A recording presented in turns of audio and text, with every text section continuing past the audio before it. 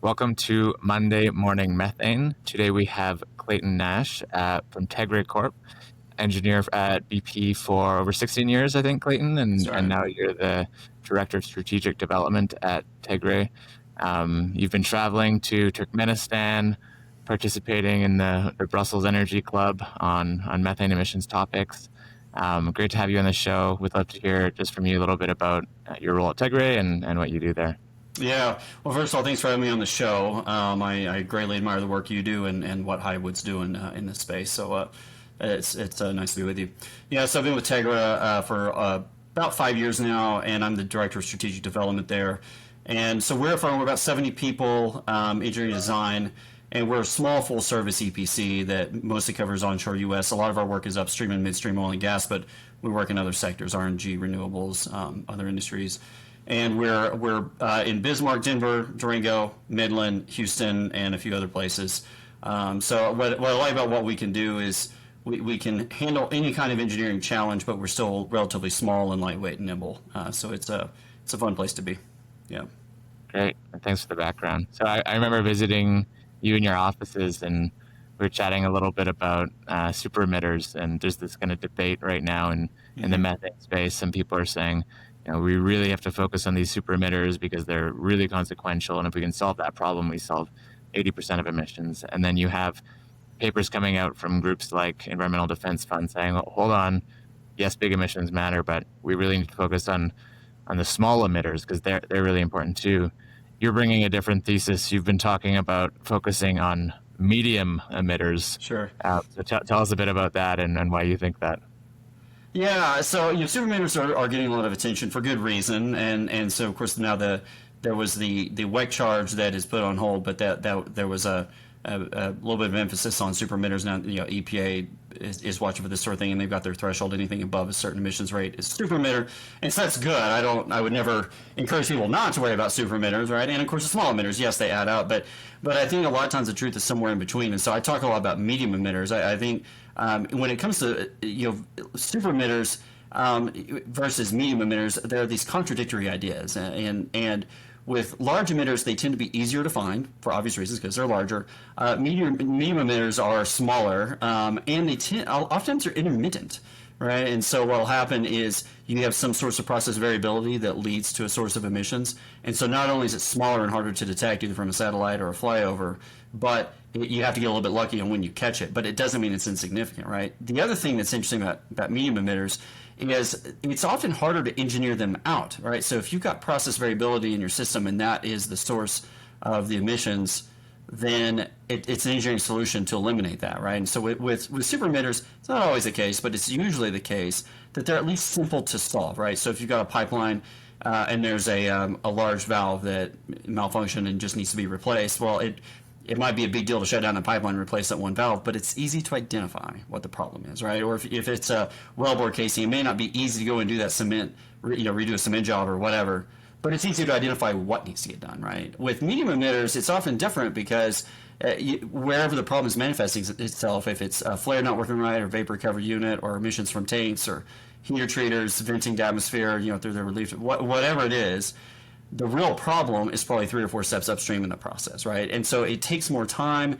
It's more of an engineering systems level approach to identify to determine how to eliminate them. But what also tends to be the case is because process variability is such a common issue, a lot of times the solution is automation and controls, and that's often relatively inexpensive. And then the other thing is once you find one medium emissions problem, a lot of times there are 80 other sites or 200 other sites that have the exact same problem, and so you kind of get this scale. So it takes more time, more engineering up front to look at systems to determine what the problem is, but you can often get a large amount of emissions out of your system because that solution is replicated many times. So, and I'm oversimplifying, but your super emitters versus medium emitters, they really they often require a very different approach for how to tackle them. And I differentiate that between the small emitters. I think with small emitters, we tend to look at fugitive emissions and pneumatic controllers and things like that. And I don't discount those things. I mean, those things are important too, but I really just have the sense that the medium sources, because it's not obvious where they are or when they're happening, that they get overlooked. And so I think there ought to be more focus in that area. Yeah.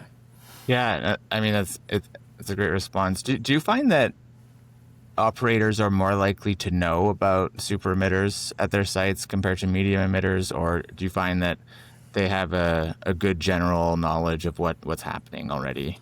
Yeah, that's a tough one. I mean, we've all heard those stories of, whether it's satellites or flyovers that they'll identify, some large release and XYZ company did not know, and then once they're notified, they can take some action, and it's not always obvious how long it was going on, right? And so the folks that do the flyovers and look at satellite data are doing very important work in that regard. I think when it comes to the medium emitters, I think a lot of times what happens is because they're cyclical. What happens is if they do detect an emissions event, a lot of times there's this confirmation bias that someone will carry out a fix that might be a relatively superficial one, and lo and behold, the emissions went away.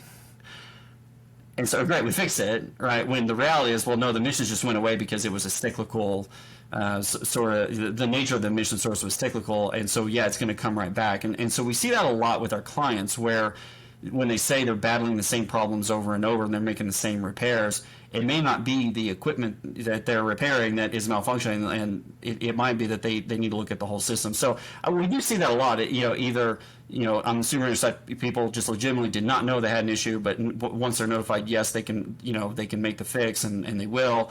On the medium emitter side, I think companies want to do the right thing, but I think it's thinking about those problems in a different way. They're thinking about these medium emitter problems the same way they are the super emitters, that they're just find it, fix it problems, and they usually aren't. So we have this debate in kind of the research community between how whether big emitters or small emitters matter more, or maybe medium emitters. Another kind of area of investigation is around reported emissions and how accurate reported emissions are. One of the things you like to talk about with your customers is the difference between reported and actual emissions. What's going on here? Do you think we're getting better at understanding what our actual emissions are? What are the gaps that remain? Yeah. So I'll answer the last question first. Yes, we were getting better. So I'll say that first. I think what the EPA is doing with the Subpart W that protocol that got revised and is being put into effect right now is a huge improvement. It's not perfect, but it's a huge improvement over what we had before. But if you look at what we've had before with the greenhouse gas reporting program in the U.S., there was a heavy emphasis on equipment inventories, right? And so you talk to just about anyone that's working in the emission space. A lot of them, they whether they want to or not, they have to be database junkies. They got their noses buried in data all the time, because they're looking at these equipment inventories, especially pneumatic equipment, whether it's controllers or shutdowns or pneumatic pumps or whatever. And there are other things as well that they have to look at, but that seemed to take up so much of people's time, is looking at that equipment. And I've always been quick to corner people and tell them, like, well, yeah, I would never say don't eliminate those sources of emissions. But with the methodology that we've had in place, there's been some over-reporting in that specific area with regard to pneumatics, while there's been radical under-reporting in other areas, right? And so where we've been over-reporting, a lot of this is due to the fact that there was a study done in the 90s where, I think I'm getting this right, there were 19, they tested 19 different devices, pneumatic controllers, and then the range of the emissions from those devices ranged from 12 to 950 standard cubic feet per day, or something like that. That's how much they were emitting. And so they took these 19 devices and this very broad range of emissions rates from these devices, and they averaged it, and they just said, well, however many pneumatic devices you have, you just multiply by that number, and that's your emissions, right? And there really wasn't any incentive to say, like, well, let's make them work better or do any kind of inspection and repairs. Just no, if you have that number of devices, that's just your number, right? Equipment inventory, right? But it led to this because that number was likely inflated relative to reality. What it led to is people saying, well, I've got to just if I can eliminate these devices completely and go to different types of actuators or whatever, then I get my emissions down. And that's laudable. I'm not against that. I'm quite in favor of it. But at the same time, there's a lot of under-reporting going on. And I talk about the Bermuda Triangle of vapor recovery tanks and flares, right? And so it's very hard to get these three systems to dance exactly the way you want them to, right? And so one thing that's common is the site will be set up where you've got your oil going to tanks, vapor flashes off the tanks, there's a vapor recovery unit to recover what you can, and what you don't recover goes to flare, right? You have this triangle. And what what's very common is there will be this assumption that the vapor recovery unit will run 95% of the time, and then that 5% that doesn't get caught by the VRU will go to flare, and that flare will destroy 95 to 98% of what doesn't get recovered, right? And so it's a tiny fraction of what goes to those tanks that does not either get recovered or destroyed, right? And so that there's those numbers. Well, what happens when we do reporting, oftentimes, and every situation is unique, but this is a very common practice that whoever did the permitting also does the reporting, and they'll look in their left hand at the report, the permit, and they'll say, well, okay, we permitted this VRU to run 95% of the time, 98% on the flare, whatever, and so whatever very small percentage went to atmosphere, uncombusted, unrecovered.